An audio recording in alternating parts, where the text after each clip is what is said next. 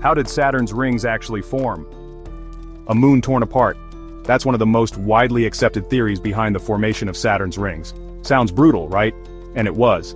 Scientists believe that long ago, Saturn may have had a large icy moon that drifted too close, within the planet's Roche limit, a point where Saturn's tidal forces became stronger than the moon's own gravity. The result? The moon was literally shredded into pieces. But that's just one version of the story. Another theory is even more chaotic. What if two moons collided at high speed, turning into a spray of debris that spread around Saturn like a slow-motion explosion in space? Over time, gravity helped those icy fragments settle into the thin structured rings we see today.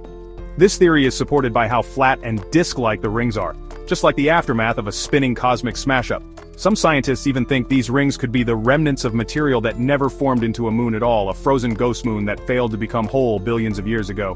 But here's the catch. No matter the theory, one thing remains clear. The rings are a result of destruction. Something had to break, rip, or explode for them to exist. Saturn's beauty is born out of cosmic violence, and that makes it even more incredible.